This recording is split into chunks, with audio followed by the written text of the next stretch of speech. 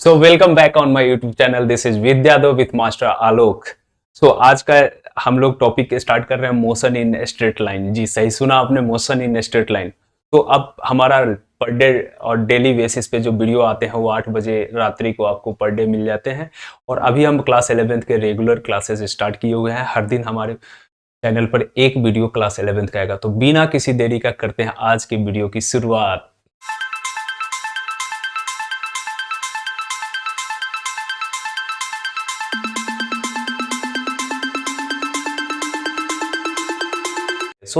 हमारा जो हेडिंग था वो लगा रखे हैं मोशन इन स्ट्रेट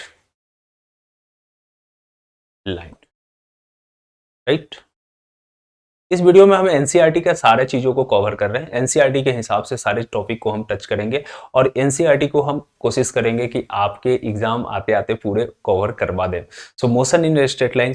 आप लोग देखे होंगे कि सबसे पहले हम मोशन वर्ड को समझें, ठीक है। मोशन क्या होता है, व्हाट इज मोशन। तो मोशन क्या होता है कि यानी कि आप अगर देखते होंगे अपने डेली लाइफ में या आप पर डे अपने चारों तरफ जब देखते होंगे तो आपको पता चलता होगा कि मोशन क्या है। जैसे आप देखते होंगे कि कोई लोग एक जगह से दूसरे जगह टहल रहे हैं, या कोई गाड़ी चल रही है, या कोई साइकिल कोई चला रहे हैं।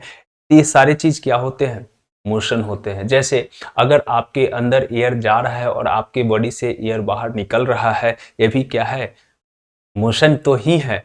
और दूसरा है, जैसे आप किसी पेड़ से देखते होंगे, जैसे ये ट्री है और ट्री से देखते होंगे किसी लीफ को नीचे की तरफ फॉल डाउन होते हुए, नीचे गिरते हुए, ये भी क्या है, एक मोशन ही तो है। और क्या है, राइट। तो ये सारे केसेस किस चीज का बनता है, मोशन का ही बनता है।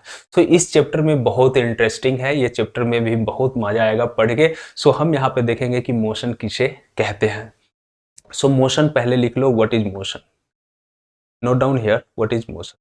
हमने वादा किया था जैसा कि अब पर डे जो आपका क्लासेस होंगे उस क्लासेस में हम लोग एकदम क्लासरूम की फील करवाएंगे। मोशन आपका क्या होता है, तो मोशन बोलते हैं an object is set to be in motion. An object set to be in a motion if it change its position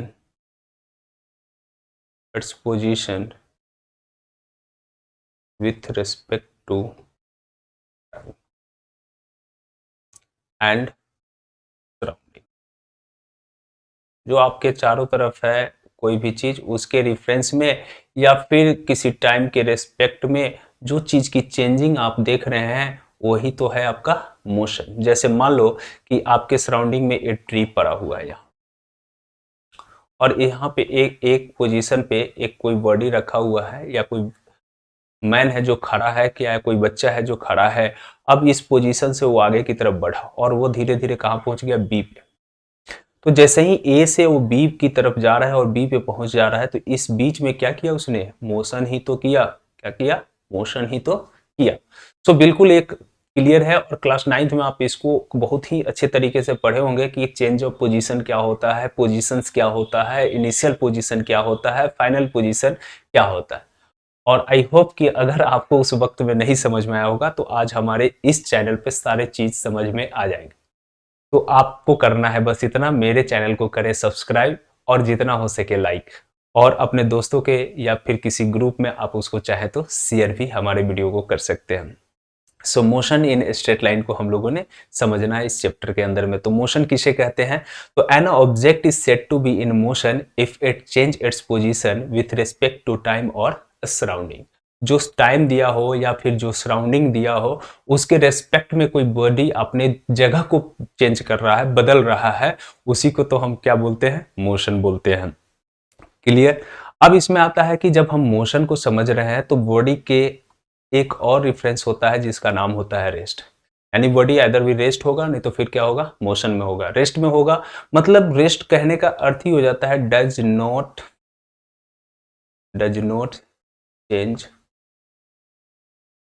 changes its position. इसके पोजीशन में कोई चेंजिंग नहीं होगा, उसी को हम लोग क्या बोलते हैं, रेस्ट कहते हैं। जिसके पोजीशन में कोई चेंज नहीं होगा। मान लो यहाँ पे है ये लड़का खड़ा, और ये कुछ समय के बाद, 2 घंटे के बाद या 3 घंटे के बाद या 10 घंटे के बाद भी हम इसको कहाँ देख रहे हैं, इसी पोजीशन पे देख रहे हैं, तो ये बॉडी क्या होगा, रेस्ट में होगा। रेस्ट कहने का मतलब हो गया कि जो आपका पोजीशंस है या कोई रेफरेंस दिया हुआ है या फ्रेम ऑफ रेफरेंस दिया हुआ है, उसके रिस्पेक्ट में बॉडी आगे की तरफ या पीछे की तरफ या कहीं भी वो मूव नहीं कर रहा है, तो इस केसेस में इसको क्या बोला जाता है, रेस्ट बोला। अगर वो बॉडी अपने पोजीशन को चेंज कर रहा है किसी रेफरेंस से, तो हम इसको क्या मान लेंगे, मोशन। जैसे मान लो आपके पास एक बिल्डिंग है, suppose this one is your. अब यहाँ पे कोई लड़का खड़ा था अभी से 1 घंटा पहले, 1 घंटा पहले यहाँ पे कोई लड़का खड़ा था, और वो लड़का 1 घंटे के बाद, 1 आवर बाद कहाँ पे पहुंच गया, बी पे। और यहाँ मान लो कोई टेम्पल वगैरह है या जो भी चीज है, यहाँ पे उसको मान, ठीक है। तो ये लड़का पहले यहाँ था, अब वो कहाँ पहुंच गया, यहाँ पे पहुंच गया। कितने समय के बाद, 1 आवर के बाद। तो ये 1 आवर के बाद में जो समय के साथ में चेंज किया अपने पोजीशन को, ये इनिशियल पोजीशन मान लेते हैं इसको, इनिशियल पोजीशन। जहां से बॉडी स्टार्ट होता है, that position is initial and this one is the final position, ठीक है।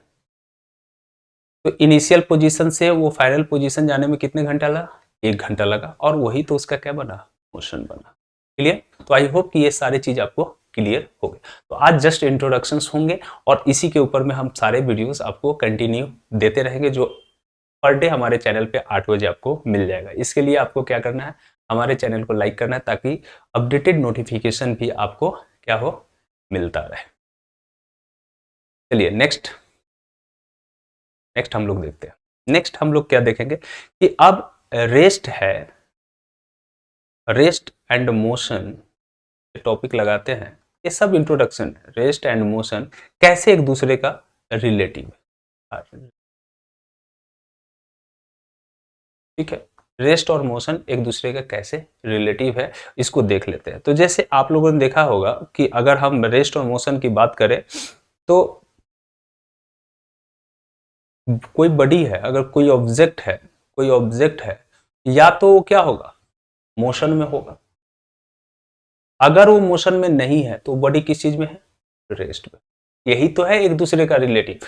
ये कहता क्या है कि इसका मतलब होता है कि either we body in motion, either we in motion और इन, अगर वो बॉडी मोशन में होगा तो ठीक है, अगर नहीं होगा तो किस चीज में होगा, रेस्ट में होगा। और इसी का उल्टा होगा कि अगर वो body either we in rest और इन, यानी कि अगर रेस्ट में नहीं होगा तो किस चीज में होगा, मोशन में होगा। जिस प्रकार अगर मोशन में नहीं होगा तो बॉडी किस चीज में होगा, रेस्ट में। अगर कोई चलना नहीं चालू करेगा तो उसको क्या मानोगे, रेस्ट ही तो मानोगे। अगर कोई दौड़ना शुरू कर दिया तो उसको क्या मानोगे, मोशन ही मानोगे।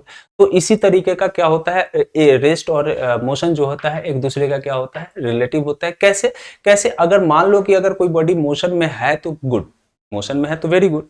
अगर वो मोशन में नहीं है, suppose it is not in a motion, तो हम उसको क्या मान लेंगे, वो बॉडी हमारा किस चीज में है, रेस्ट में।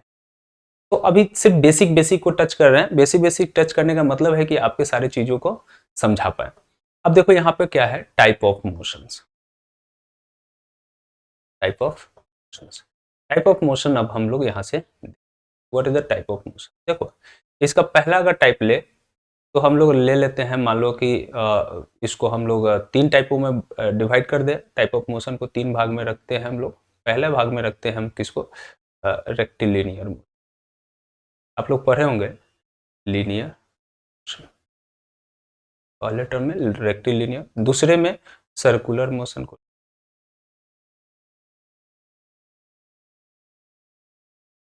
और तीसरे में ऑसिलेटरी मोशन। अच्छा तीनों क्या, तीनों को एक एक करके हम लोग समझ, राइट। तीनों को आप समझते हैं एक एक करके, आपको आराम से समझ में आ जाएगा। देखो रेक्टिलिनियर, सर्कुलर और ऑसिलेटरी मोशन, 3 मोशन है आपके पास। तो रेक्टिलिनियर का मतलब क्या हुआ कि अगर कोई मोशन, कोई भी मोशन है, कोई भी बॉडी है, अगर उसका मोशन किस लाइन में हो रहा है, स्ट्रेट लाइन में, स्ट्रेट लाइन में हो, that is called rectilinear motion. Circular का मतलब कि कोई बॉडी मोशन कर रहा है लेकिन वो किस चीज में कर रहा है, एक सर्कल पे कर रहा है, तो that motion is called circular motion. And oscillatory motion का मतलब क्या हुआ, टू एंड फ्रो, ऐसे कभी इस पोजीशन पे आ रहा है कभी इस पोजीशन पे, टू एंड, तो इसको हम लोग क्या कौन से मोशन रखते हैं, ऑसिलेटरी मोशन। ये यूनिफॉर्म भी हो सकता है और non uniform, circular motion uniform हो सकता है और नॉन यूनिफॉर्म हो सकता है, रेक्टिलिनियर मोशन भी यूनिफॉर्म हो सकता है और नॉन यूनिफॉर्म हो सकता है। अच्छा, इसमें क्या होता है, रेक्टिलिनियर में एक इसी का दूसरा नाम होता है ट्रांसलेटरी मोशन, इसका दूसरा नाम होता है ट्रांसलेटरी। देखिए ट्रांसलेटरी मोशन में क्या होता है कि जो पॉइंट मास बॉडी होता है वो उसमें मोशन नहीं करता है, इसके पूरे सिस्टम मोशन करते हैं। कोई पॉइंट मास बॉडी है वो सिर्फ मोशन नहीं करता है, इसमें पूरे सिस्टम मोशन करते हैं, तो इसी को हम लोग ट्रांसलेटरी मोशन कहते हैं। ठीक है, ट्रांसलेटरी मोशन बोलते हैं पूरे सिस्टम जिसमें मोशन करता हो। तो अब बताओ ये जो, अब हम इसको थोड़ा समझ लेते हैं कि पॉइंट मास बॉडी क्या होता है। ठीक है, पॉइंट बॉडी या पॉइंट मास बॉडी किसे कहते हैं, देखो ये क्या होता है इसको समझना है। जैसे मान लो कि आपका कोई बॉडी है और ये इसके कंपेयर में जो हम डिस्टेंस देख रहे हैं ये मच ग्रेटर डिस्टेंस है, इसका जो साइज है इसके कंपेयर में जो डिस्टेंस है वो काफी दूरी पे रखा हुआ है। मतलब मान लो ये बॉडी यहाँ है और हम यहाँ से देख रहे हैं काफी दूर से, हम यहाँ खड़े हैं और वहां से देख रहे हैं काफी दूर से, तो उस केसेज में इसको, इस ऑब्जेक्ट को क्या माना जाता है, एक पॉइंट बॉडी माना जाता है। पॉइंट बॉडी ही मानकर हम इस केसेस को कंप्लीट करते हैं, तो इसी को हम लोग बोलते हैं पॉइंट। जैसे मान लो कि एक कार है ट्रेवलिंग कहाँ से कर रहा है, मान लो कि 1000 किलोमीटर, मतलब ट्रेवलिंग कर रहा है 400 किलोमीटर दूर। ये कार को हम क्या समझेंगे, एक एक क्या समझेंगे, मास बॉडी, पॉइंट मास समझेंगे। ठीक है, पॉइंट मास कंसीडर करेंगे क्या इसको, पॉइंट मास। कार काफी दूर पे है तो हम उसको क्या समझेंगे, कंसीडर। अब ये ऐसा नहीं कि अब दिख रहा है तो ऐसा नहीं, बहुत दूर पे, काफी दूर पे है तो जाते जाते वो कितना छोटा दिखेगा बिल्कुल। जैसे आप नीचे से प्लेन को देखते हो, जब ऊपर की तरफ जाता है तो कितने दूर जाने के बाद वो एकदम बिल्कुल छोटा सा एक डॉट दिखता है, तो उसी तरीके से इसको हम लोग क्या मान लेते हैं, पॉइंट मास मान लेते हैं। क्लियर, तो आई होप कि ये समझ में आ गया होगा। चलिए नेक्स्ट हम लोग आगे बढ़ते हैं। अब हेडिंग डालो, नेक्स्ट हेडिंग हम लोग लगाते हैं जिसमें फ्रेम ऑफ रेफरेंस। भाई अब मोशन को देखना है तो फ्रेम ऑफ रेफरेंस का होना बहुत जरूरी, फ्रेम ऑफ का होना इंपॉर्टेंट है। अगर किसी मोशन को हमें देखना है तो फ्रेम ऑफ रेफरेंस का होना काफी जरूरी है, राइट। तो फ्रेम ऑफ रेफरेंस क्या होता है, रेफरेंस, फ्रेम ऑफ रेफरेंस का होता है कि जिस रेफरेंस से, जिस फ्रेम से हम किसी सिस्टम को देखना शुरू करते हैं, राइट। जैसे मान लो कि आपका एक ये पॉइंट है, दैट इज ओ को हम मान लेते हैं ओरिजिन। ठीक है, ओरिजिन, यहाँ पे, यहाँ से एक फ्रेम ये आ रहा है एक्स का एक्सिस, इसको ड्रॉ करो वाई एक्सिस, और यहाँ से एक ड्रॉ कर दो, राइट। मान लो कि इस यहाँ पे कोई पॉइंट पी है, ठीक है। अब इस पॉइंट को हम इस जगह से देखना शुरू करते हैं, ठीक है। अब हम इस जगह से इस पॉइंट को देखना शुरू करते हैं, इस जगह से, ओरिजिन से। अब ये ओरिजिन पे क्या होगा, जो पर्सन होगा वो देखना शुरू करेगा कि ये बॉडी एस एक्सिस से कितना चेंज हुआ, ठीक है, वाई एक्सिस से कितना चेंज हुआ और जेड एक्सिस से कितना चेंज हुआ। तो इस तरीके से इसको देख के हम लोग कैलकुलेट, मान लो ये कंटिन्यू इसी जगह पे फिक्स्ड है, ये हिल नहीं रहा है हमारे पास। इस मान लो यहाँ पे एक लड़का खड़ा है जो घड़ी लेके खड़ा है, एक वॉच लेके खड़ा है और ये देख रहा है कंटिन्यू, तो ये बॉडी यहाँ से चेंज नहीं कर रहा है, एकदम बिल्कुल फिक्स है यहाँ पे, यहाँ से हिल नहीं रहा है, चेंज नहीं हो रहा है, अपने पोजीशन को बदल नहीं रहा है। यानी कि हम जब देख रहे हैं तब इसी पोजीशन से और इस पोजीशन से सेम डिस्टेंस पे बैठा हुआ है, बिल्कुल चेंज ही नहीं हो रहा है, तो इसको हम लोग क्या मान लेते हैं, रेस्ट मान लेते हैं। और अगर ये बॉडी आपके समय के हिसाब से क्या हो रहा है, कभी यहाँ देख रहे हैं, कभी कुछ दिन के बाद यहाँ उसको देखे, कुछ समय के बाद उसको यहाँ देखे, कुछ समय के बाद उसको यहाँ देखे, तो ये क्या हो रहा है, चेंज हो रहा है। तो इस तरीके का जो चेंजिंग हो रहा है ये क्या हो रहा है, इसका मोशन हो रहा है, राइट, मोशन हो रहा है। तो इसको लिख लो थोड़ा सा कि दस frame of reference is a system of coordinate axes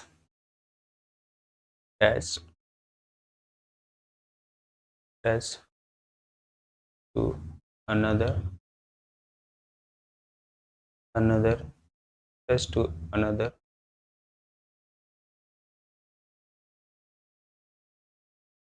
to attach to observer लिख दो, ऑब्जर्वर हैविंग क्लॉक, मतलब जो ऑब्जर्वर है उसके पास क्या है, क्लॉक है, घड़ी है, with respect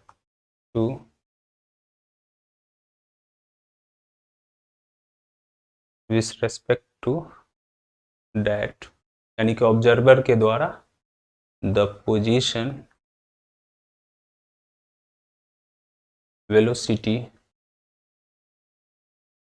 acceleration of object can describe. उस ऑब्जर्वर के द्वारा क्या किया गया, उसके पोजीशन को, उसके वेलोसिटी को और उसके एक्सीलरेशन को किसी टाइम के रेस्पेक्ट में क्या किया गया, बताया गया। वही तो हमारा क्या बना, फ्रेम ऑफ रिफरेंस बना, फ्रेम ऑफ रिफरेंस। ठीक है, इसी को हम लोग बोलते हैं फ्रेम ऑफ रेफरेंस। क्लियर? यहां तक आई होप कि समझ में आ गया होगा कि फ्रेम ऑफ रेफरेंस किसे कहते हैं। तो फ्रेम ऑफ रेफरेंस ऐसे कोऑर्डिनेट को बोलते हैं जिस कोऑर्डिनेट में हमें किसी ऑब्जर्वर के द्वारा उस बॉडी के, उस मास बॉडी के पोजीशन, वेलोसिटी और एक्सीलरेशन को बताया जाता है। दैट इज कॉल्ड, क्या होगा, that is called frame of reference, frame of reference. Right? अब देखो ये जो फ्रेम ऑफ रेफरेंस है ना, फ्रेम ऑफ रेफरेंस है, ये एक्चुअल में दो भाग में बांटा गया। पहला इसका नाम है inertial frame, frame of reference, और दूसरा में रखा गया इसको नॉन इनर्शियल फ्रेम ऑफ